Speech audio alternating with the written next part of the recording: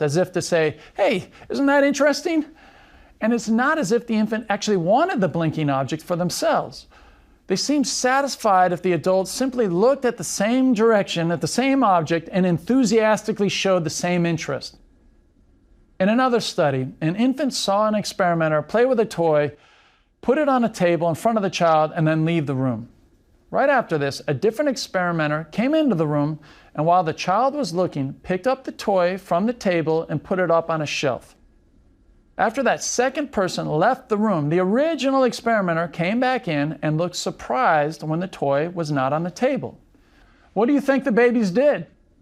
Not only did they point to the toy on the top of the shelf, but they pointed more vigorously if the adult didn't turn up and look at the shelf.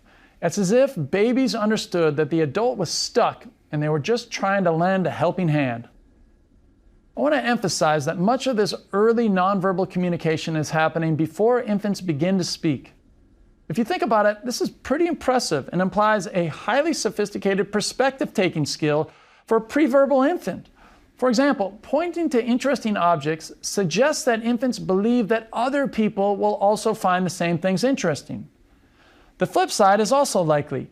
Paying attention to where adults point helps an infant understand what's interesting to adults, other people. All of this early exchange of information helps a baby understand what sorts of things might be interesting to others, and this could be very useful for understanding what words refer to.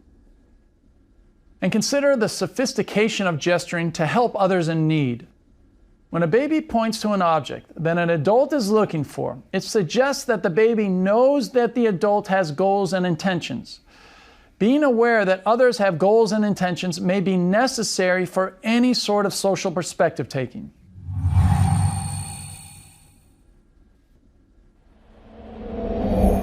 Perspective taking is the key to savvy, pragmatic use of language.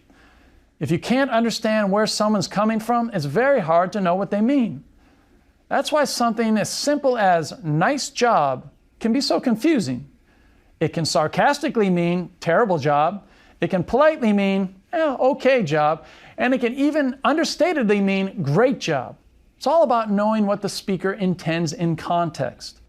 As we've seen, children have some decent perspective-taking abilities even within the first year of life. But as they head into their second year, they go to the next level.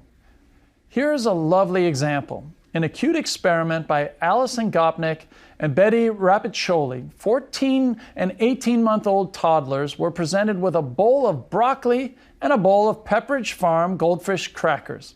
And the experimenters took note of what food the children seemed to prefer. No surprise that it was almost always the goldfish. Now here was the fun part. The experimenters then took a bite from each bowl, and they made either a disgusted or a happy face. Half the time, they made the happy face for the same food preferred by the children, the goldfish, but the other half of the time, they happily gobbled down the broccoli. Finally, the test.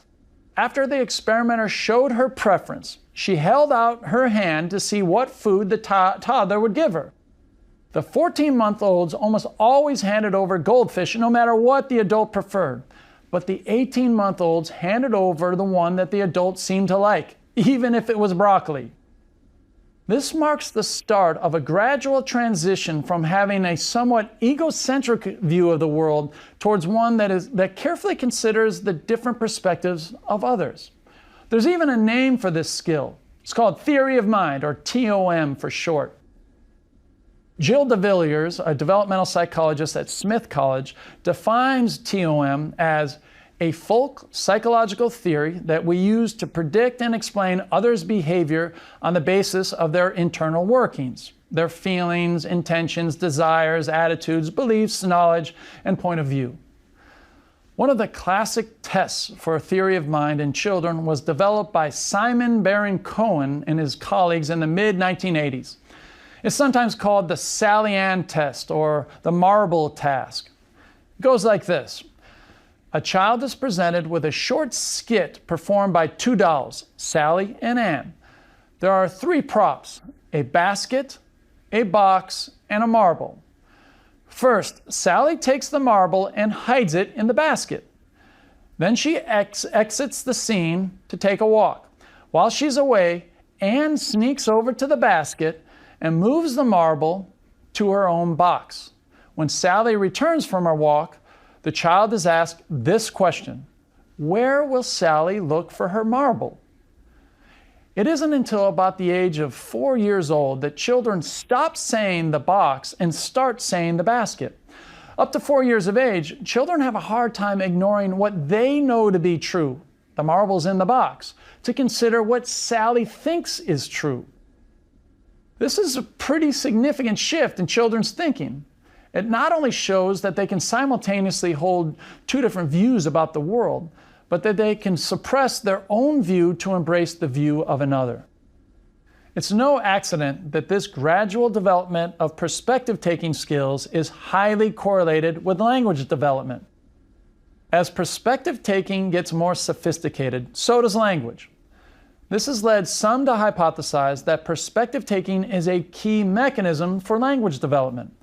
This certainly seems to be the case for things like joint attention and early word learning, and it's possible that improvements in theory of mind help with the later stages of language development as well.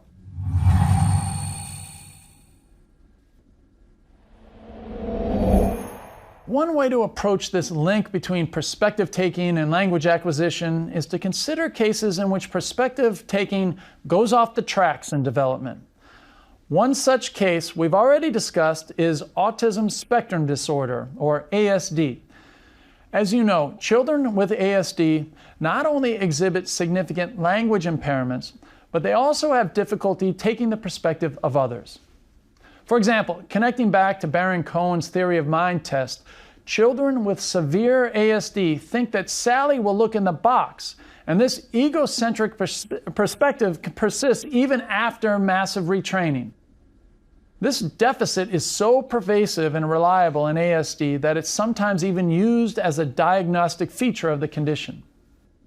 Another diagnostic feature is impaired social communication.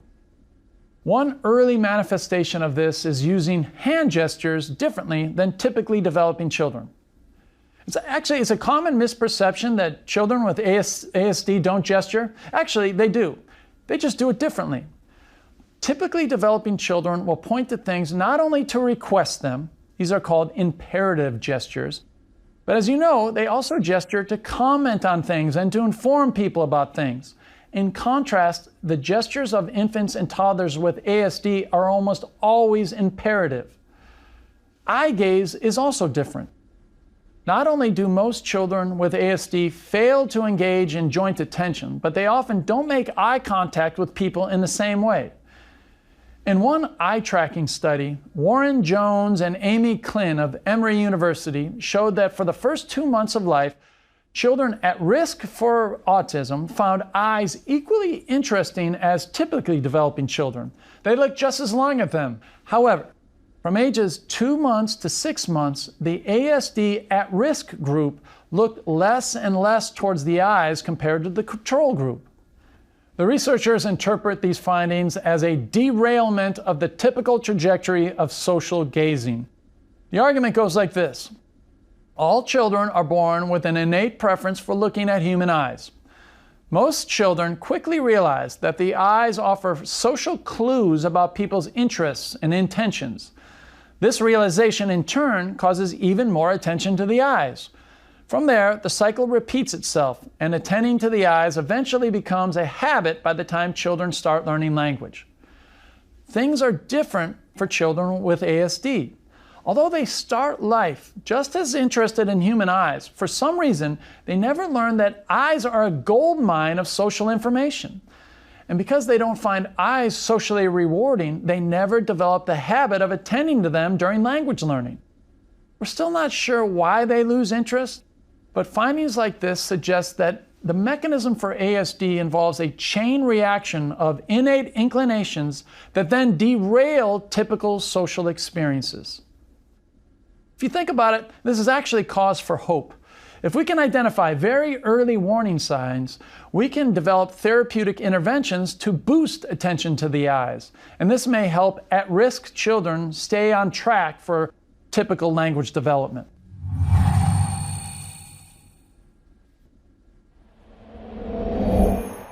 Okay, before we finish up, I just want to say a few words about another condition that has intriguing links between perspective taking and language. When you hear the word psychopath, what attributes come to mind? Manipulative?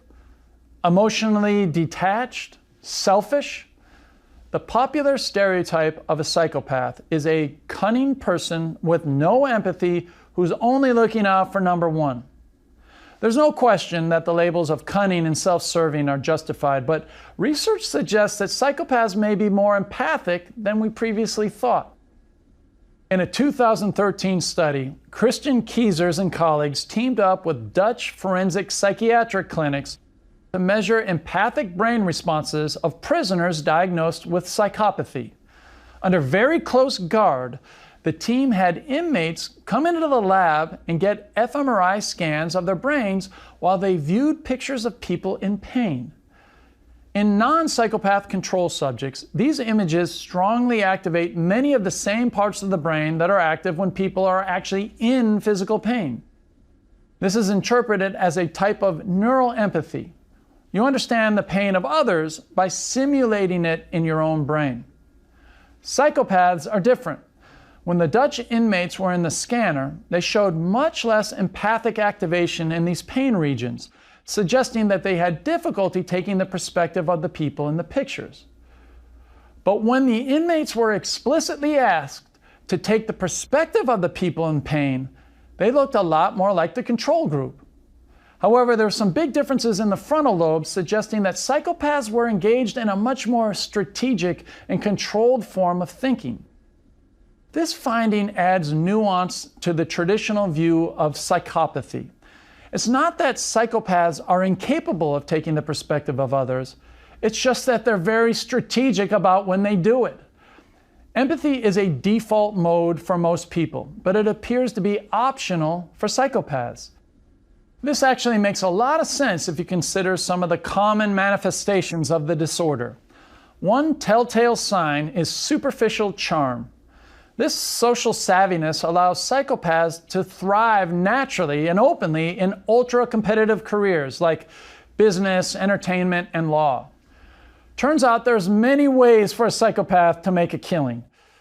Keizer's study suggests that one reason why psychopaths can be such smooth talkers is that they have an empathy switch. When it serves their purpose, they can turn it on and see things from another person's perspective. After all, the best con artists are masters of telling people what they want to hear. But things change abruptly after the charm has achieved its goal. Once they've hooked and drawn someone in, having empathy may actually get in the way of doing bad things to a victim, so it would be highly adaptive for psychopaths to turn it off. This is actually the worst of both worlds, using empathy to gain trust and then shutting it down to do harm. That's truly chilling. Okay, let's wrap up. I hope it's clear that the social side of language is a powerful tool in determining meaning, not just in word learning, but in all of communication. Whenever I think about this social function, I'm reminded of how the great philosopher Ludwig Wittgenstein described language in his book Philosophy